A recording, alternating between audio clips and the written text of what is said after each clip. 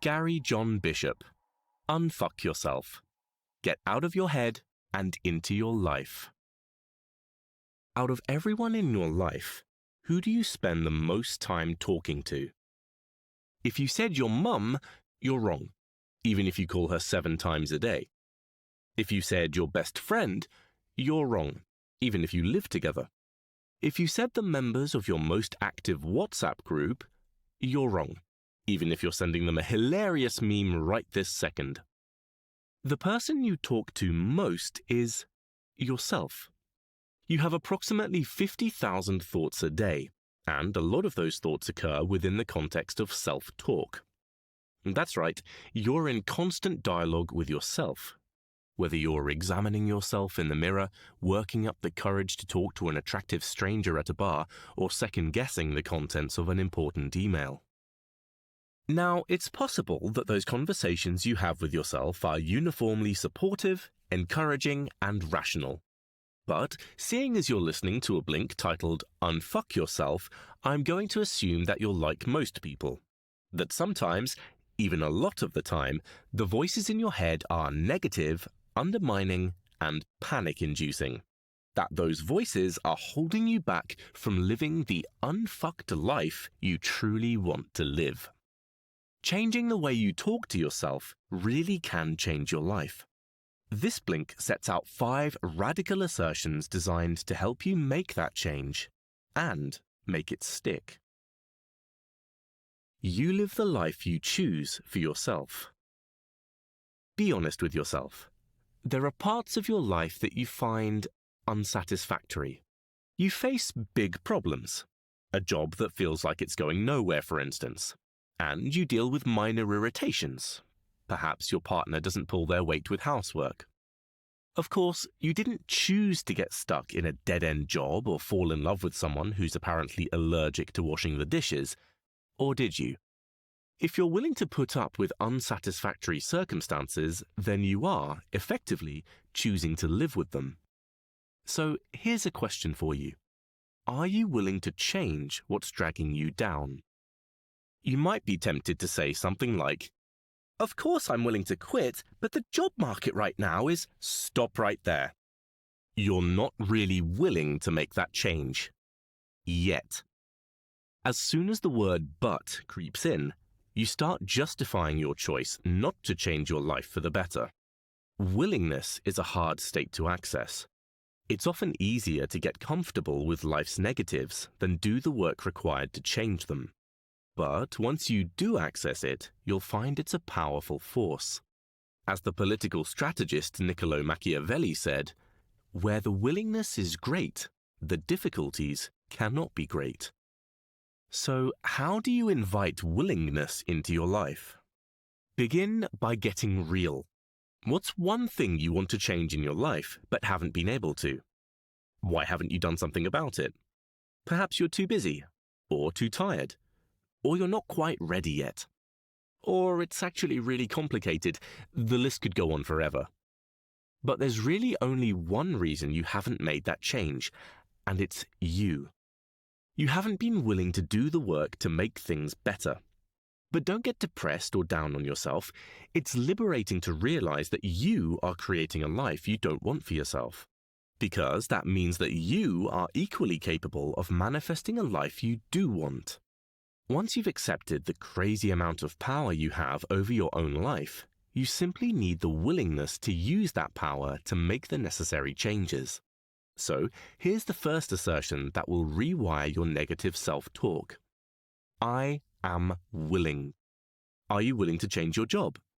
I am willing. Are you willing to improve your relationship? I am willing. Are you willing to hit the gym, move to a new city, put your work out there, do things that scare you? I am willing. And here's a little trick. If you're feeling daunted by the big changes ahead, flip the script. Focus instead on the things you're no longer willing to put up with. It can feel like a lot to promise yourself that you'll hand in your notice at your steady job and make the leap into a new role. So ask yourself this. Are you willing to spend your life doing work that doesn't fulfill you for people who don't appreciate your efforts? I think you know the answer to that. I am unwilling. Being willing isn't a magic wand. It won't make change happen. Change happens through work, persistence, and sacrifice. But the state of willingness is what sets the stage so all of that can happen. If you really want to win, change the game. Guess what? You're a winner. You may not feel like a winner. You may wish you earned more money or that you weren't single. But you are winning at your own life. Let's look at the example of Jack. He wants more than anything to find lasting love. After some failed relationships and some nasty breakups, Jack starts to wonder if he's destined to be perpetually single. He thinks back on past loves and painful childhood memories, dredging up every instance where he felt unlovable. Then he meets someone. Someone great. It's not long before Jack and his partner are exchanging those 3 little words, I love you. But then things start to fall apart, as they always do for Jack. Minor irritations turn to full-blown fights, the romantic spark evaporates, and as he walks away from yet another relationship, Jack feels like anything but a winner. Except he has won. He's won at proving to himself that he's unlovable. Do you see what's happening here? We all have beliefs that hold us back. I'm not lovable, or I'm not very smart, or I'm bad with finances. We don't want these beliefs to define our lives, but we are hardwired to prove them right. How can you let go of these negative beliefs? Begin by identifying them. Many of us aren't even aware of the beliefs that we're proving to ourselves time and again because they're buried so deep in our subconscious. Identify the problem areas in your life. Where do you feel stuck in a cycle you can't escape? See if you can unearth the win that's happening there. What belief are you proving to yourself through your behavior? Now, here's the hard part. To overcome that belief, you have to prove it wrong. Let's say you believe that you're a chronic procrastinator. Every time you scroll through social media instead of working, you prove that belief to yourself. To prove yourself wrong, you have to stop procrastinating. You know what you need to do. Get organized, take charge of your time, cultivate discipline. But first, you need to silence your inner saboteur. Crowd out that unhelpful belief by filling your mind with positive, constructive thoughts. Specifically, I want you to visualize in detail how you'll overcome your negative beliefs. Make a game plan. What will you do when you feel the urge to procrastinate? List the techniques you'll use to overcome that urge. Installing an internet blocker, for example, or allowing yourself a reward for every 90 minutes of focused work. And don't stop there. Imagine how good you'll feel when you swap procrastination for productivity. List the projects you'll finish. Make a plan for the fun things you'll do when you're not wasting hours upon hours avoiding work. Project a future version of yourself who has overcome the tendency to procrastinate. How do they feel? What have they accomplished? The more you fill your mind with positive, proactive thoughts about how you'll overcome your negative belief, the less room you give that belief. And whenever you feel those old negative beliefs creeping back in, remember this assertion: I am wired to win. Just make sure the game you're winning is the one you really want to play. Got a tough problem? Get some perspective. The bad news is, no matter how positive your mindset, life is still going to throw some heavy shit at you. Relationships will break down. People will die. You'll have to deal with trauma, health problems, financial setbacks, and more. Positive thinking won't protect you from any of it. But here's the good news. When life happens, your mindset can powerfully frame your response. With a negative mindset, one problem can be enough to blow your entire life off course. Stress from a financial crisis, for instance, can seep into other areas of your life. You'll find yourself snapping at your partner over what should be a pleasant dinner, and underperforming at work. Soon you'll catch yourself thinking things like, "My life is so hard and I can't catch a break." Cultivating a positive mindset, on the other hand, lets you deal with your challenges without sliding into depression and hopelessness. So, next time you're facing down one of life's big problems, here's your assertion: I got this. I got this doesn't mean you don't feel bad. It's not encouraging you to minimize the pain you're feeling. It's a reminder that you are strong enough to deal with even the toughest challenges. Of course, it's one thing to tell yourself you've got this. It's another thing to believe it. Here's a creative visualization exercise designed to take you from saying, "I got this," to knowing you've got it. You're standing in the middle of a railroad track. Behind you, the tracks stretch off into the distance. In front of you, they disappear into the horizon. The tracks are your life, with your past stretching behind you and your future lying ahead. Let's travel back down the tracks. As you travel, I want you to remember some of your best, most meaningful memories. The first kiss with someone you loved, an amazing vacation you took, the day you landed your dream job. Go all the way back to your childhood. Remember winning that race at elementary school or climbing trees with your best friend. Now I want you to repeat the exercise, but this time focus on your worst memories. All the times you experienced pain and disappointment. The failed exams, the hospital stays, the arguments, the times your bank account was in overdraft. Now focus on where you're standing.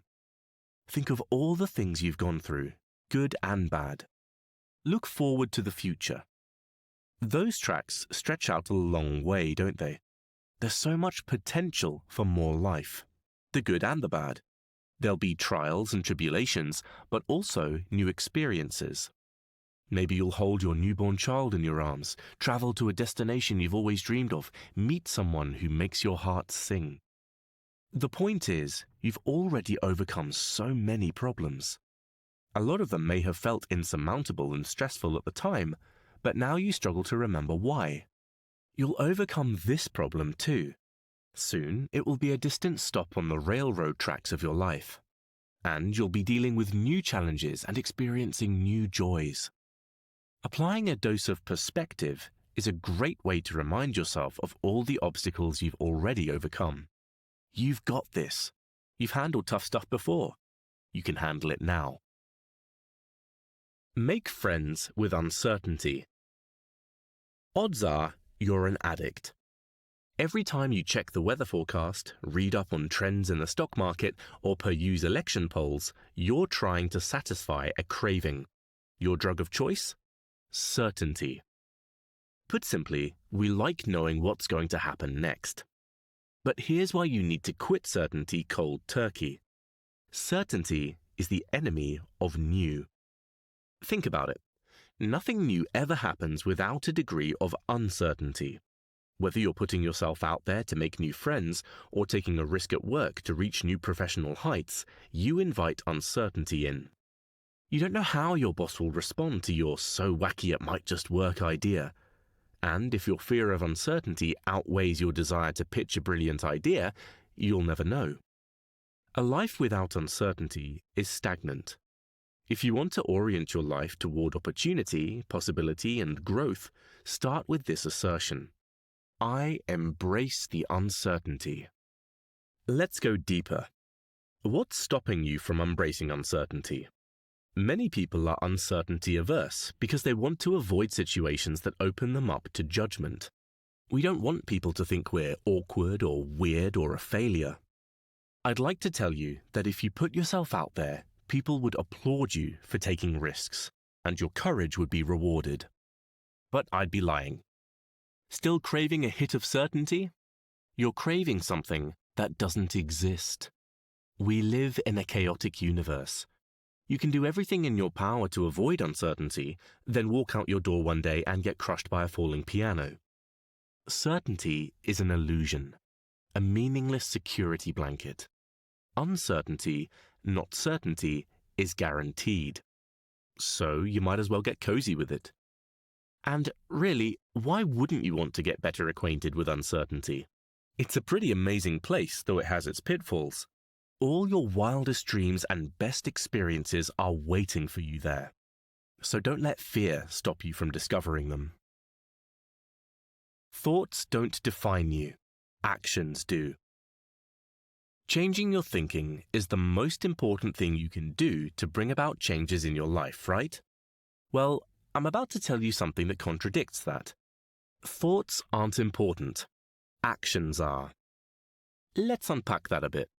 The reason I want you to change your thinking is that adopting a practice of positive self-talk will motivate you to translate those positive thoughts into positive actions.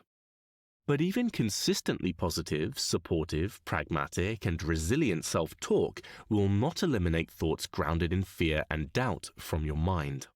Those thoughts will always creep in.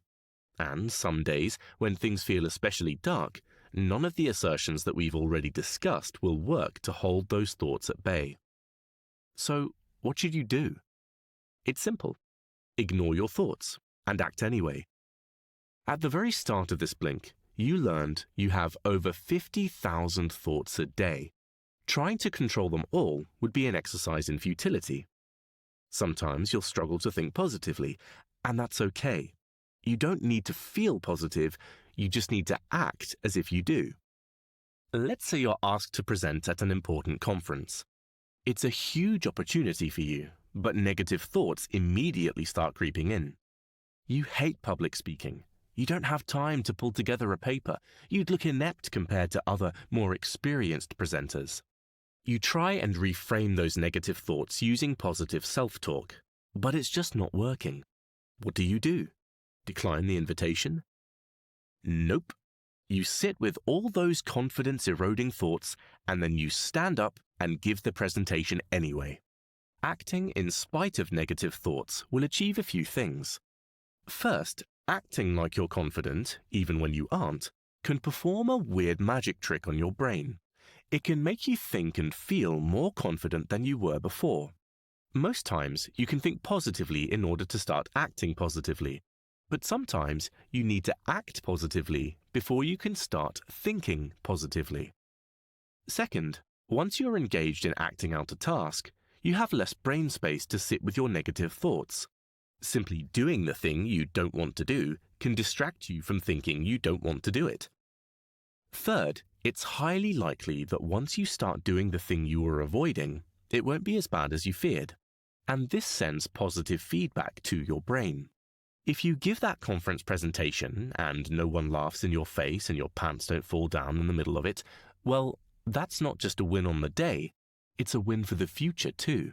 Because next time you're asked to stand up and talk in public, your brain will remember that, actually, it didn't go too badly last time. So here's your final assertion. I am not my thoughts. I am what I do. Repeat as needed. Then get out and start doing. The main takeaway from this blink to Unfuck Yourself by Gary John Bishop is that someone is holding you back from living the life you want. And that someone is you. Your negative self-talk and self-critical beliefs are dragging you down. Using powerful positive assertions can help you change the way you think and change your life.